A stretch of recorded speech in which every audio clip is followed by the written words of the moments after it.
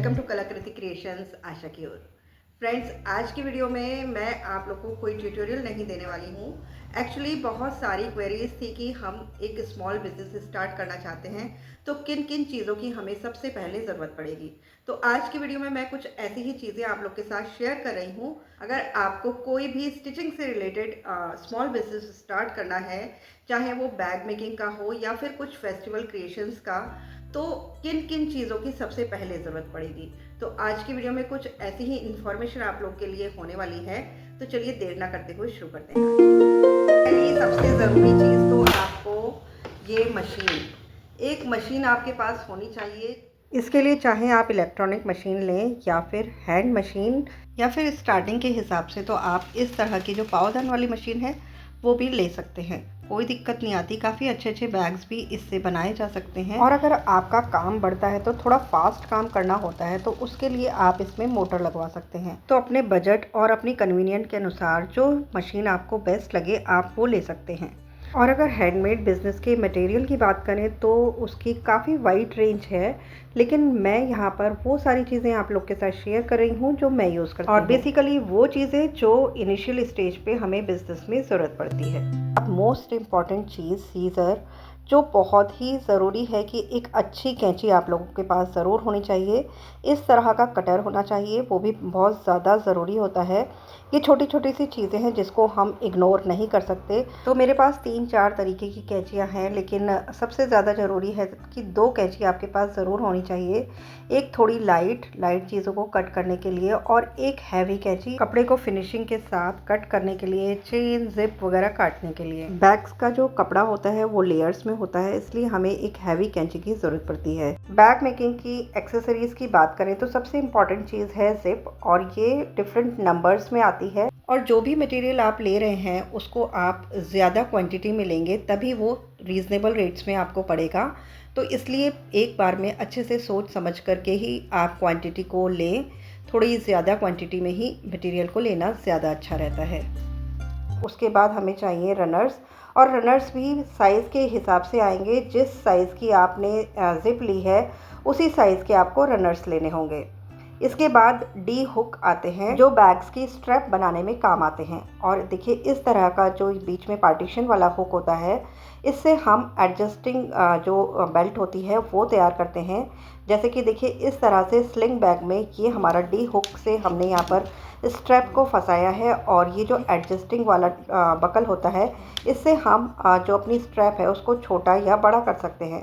तो इस तरह से ये भी एक अच्छी चीज़ है, आप लेना चाहिए आपको अगर आप इस तरह से स्लिंग बैग्स बना रहे हैं। उसके बाद आते हैं मैग्नेट बटन्स। तो मैं ज़्यादातर जो हमारा क्लोजर है उसके लिए मैग्नेट बटन या फिर वेलक्रो का यूज़ करती हूँ। तो देखिए मैग्नेट बटन्स जो है वो इस तरह से 2 पार्ट्स में आते हैं, और पीछे इनके वॉशर को लगाना होता है। तो इसको लगाने का तरीका मैंने आपको अपनी वीडियो में बताया हुआ है। जो मैंने हरियाली तीज का पर्स बनाना सिखाया था, ये वाला वो पर्स है।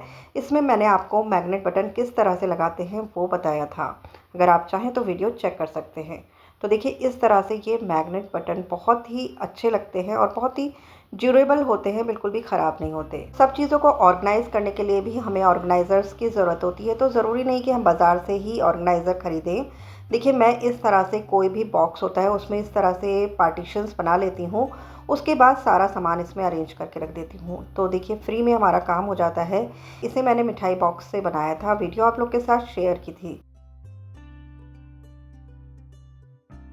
और उसके बाद देखिए स्ट्रैप्स की भी हमें ज़रूरत पड़ेगी, तो आप स्ट्रैप भी अपने बैग की क्वालिटी और साइज़ के हिसाब से ले सकते हैं, पतली या मोटी। ज़्यादातर स्ट्रैप आपको इंचेस के हिसाब से और क्वालिटी के हिसाब से मिलेगी, मतलब कितने इंच की आपको स्ट्रैप लेनी है, और अगर आपको हैवी मतलब हैवी क्वालिटी की लेनी है या लाइट क्वालिटी की, दोनों की अपनी अपनी इम्पोर्टेंस है।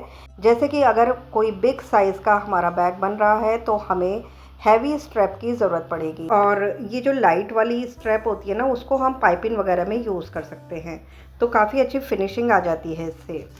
उसके बाद आपको एक वेलक्रो भी लेना बहुत ज़्यादा ज़रूरी है, बहुत ज़्यादा महंगा भी नहीं आता और काफ़ी अच्छा रहता है इसको यूज़ करना। तो इस तरह से ये रोल्स में आता है, जिसे आप इस तरह से किसी भी क्लोजर में यूज़ कर सकते हैं। तो ये ट्रैवलिंग किट मैंने आप लोगों को बनाना सिखाया है, अगर आप चाहें तो वीडियो चेक कर सकते हैं। तो वेलक्रो का भी काफ़ी अच्छा यूज़ है। उसके बाद पीवीसी की शीट हमें चाहिए होती हैं, अगर हम कुछ ऐसी पॉकेट्स वगैरह बना रहे हैं जिसमें ट्रांसपेरेंट शीट लगानी है, उससे भी लुक अच्छा आता है, तो आप इस तरह से ट्रांसपेरेंट शीट ले सकते हैं। इसे हम पीवीसी की थिकनेस के हिसाब से लेते हैं। उसके बाद फ़ोम शीट आती है। फ़ोम शीट तो सभी जानते हैं लगभग। तो फ़ोम शीट का यूज़ हम अपने बैग को थोड़ी थिकनेस देने के लिए करते हैं। इसके बाद देखिए, ये नॉन वोवन भी बहुत काम की चीज़ है अगर आप बैग मेकिंग कर रहे हैं। तो ये भी एक तरीके की लाइनिंग होती है जो हम अपने मेन फैब्रिक के नीचे लगाते हैं। तो इसे अगर आप अपने बैग में यूज़ कर रहे हैं तो हमेशा अच्छी क्वालिटी में ही लीजिएगा, वरना ये बहुत जल्दी ख़राब हो जाता है अगर इसकी क्वालिटी लाइट है। और मैं इसमें कॉमन कलर्स गोल्डन और ब्लैक कलर ज़्यादा लेती हूँ, और थोड़ा सा मैं रेड कलर भी अपने पास रखती हूँ। और अपने बैग को एक अच्छी सी स्मूथ फिनिश देने के लिए हमें पेस्टिंग बुकरम की भी ज़रूरत पड़ती है। ये भी 2-3 क्वालिटीज़ में आता है। अपनी रिक्वायरमेंट के हिसाब से आप इसकी थिकनेस को चेक करके इसे ले सकते हैं। ये पेस्टिंग बुकरम होता है जो प्रेस करने से हमारे मेन फैब्रिक के ऊपर चिपक जाता है। इससे फैब्रिक एकदम सेट हो जाता है और स्मूथ फिनिश उसमें आ जाती है। मेन फैब्रिक की बात करें तो बहुत सारे तरीके के कपड़े मार्केट में आते हैं। डिफरेंट तरीके के बैग्स के लिए अलग अलग मटेरियल यूज़ कर सकते हैं। मैं यहाँ पर ज़्यादातर Banarasi fabric, organza fabric, crepe fabric, जिसमें बहुत सुंदर सुंदर से प्रिंट्स आते हैं। हर तरीके का प्रिंट आपको क्रेप फैब्रिक, कॉटन फैब्रिक, ये सारे के सारे फैब्रिक यूज़ कर सकते हैं। क्योंकि थिकनेस के लिए आप पेस्टिंग बुकरम का, फोम शीट का यूज़ कर सकते हैं, तो लाइट फैब्रिक भी इजीली इसमें यूज़ हो जाते हैं। और अगर आप कुछ फेस्टिवल्स के हिसाब से चीज़ें बना रहे हैं या फिर थोड़ा सा डेकोर आइटम्स बना रहे हैं, तो इसके लिए इम्पॉर्टेंट होते हैं कुछ डोरी, लेसेस वगैरह। तो देखिए, इस तरह की गोल्डन डोरी आप ले सकते हैं, और हमेशा इसको आप थोड़ा ज़्यादा क्वांटिटी में लीजिएगा, तभी ये रीज़नेबल रेट में आपको मिलेगी। तो मैं तो इस तरह के रोल्स का सेट ले लेती हूँ। 4 रोल का सेट काफ़ी रीज़नेबल पड़ता है और काफ़ी यूज़ हो जाता है। इसके बाद कुछ लेसेस की रेंज भी होना बहुत ज़रूरी है, जैसे कि कॉमन कलर्स आप red golden, green golden, golden, इस तरीके के कलर्स का यूज़ कर सकते हैं लेसेस में। और आप कई तरीके की लेसेस अपने पास रख सकते हैं। बहुत ज़्यादा महंगी लेसेस लेने की ज़रूरत नहीं होती, ये थोड़ा रीज़नेबल रेट्स में मिल जाती हैं। और 1-2 आप थोड़ा फैंसी लेसेस भी अपने पास रखिए, जिससे कि कुछ अच्छा आपको बनाना है तो वो आप उसमें यूज़ कर सकें। जो कॉमन गोल्डन लेसेस होती हैं वो भी ज़रूर होनी चाहिए। और इस तरह के, ये देखिए, इस तरह के जो गोटे मार्केट में आते हैं ना, गोटे वाले फूल, वो भी बहुत इम्पॉर्टेंट होते हैं। वो भी आप बल्क में ले सकते हैं क्योंकि वो काफ़ी जगह यूज़ हो जाते हैं। इसके बाद कुछ पैचेस वगैरह, कुछ मोटिव जो होते हैं वो भी आप रख सकते हैं। तो रेंज तो बहुत ज़्यादा है, और जब आप थोड़ा ज़्यादा मात्रा में सामान लेते हैं तभी आपको रीज़नेबल पड़ता है। अगर आप थोड़ा थोड़ा सामान लेंगे तो थोड़ा महंगा पड़ता है। तो बहुत ज़्यादा नहीं तो थोड़ा अपने बजट के अकॉर्डिंग आप अपना सामान ले सकते हैं। कुछ इसमें मिरर्स वगैरह होते हैं, ये भी आपको अलग अलग जगहों पे यूज़ होते हैं, तो ये लेना भी बहुत ज़्यादा सही रहता है। अगर आपके पास है तो आप इन्हें यूज़ कर सकते हैं। तो इसके बाद जो अगर फेस्टिव डेकोर के हिसाब से आप चीज़ें बनाते हैं तो इस तरह का फैब्रिक भी काफ़ी यूज़ हो जाता है।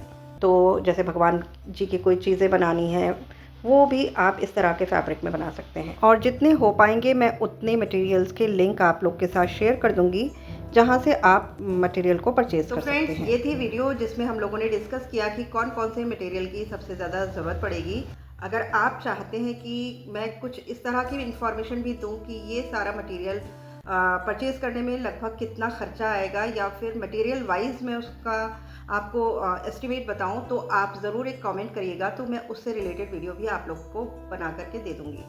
तो बस ये थी आज की वीडियो। कैसी लगी आपको ज़रूर बताइएगा। कोई भी चीज़ आपको इन्फॉर्मेटिव लगी हो, आपके यूज़ की हो, तो ज़रूर एक कमेंट कर दीजिएगा। चलिए फिर मिलते हैं नेक्स्ट वीडियो में नेक्स्ट आइडिया के साथ। तब तक के लिए okay friends, bye bye, take care.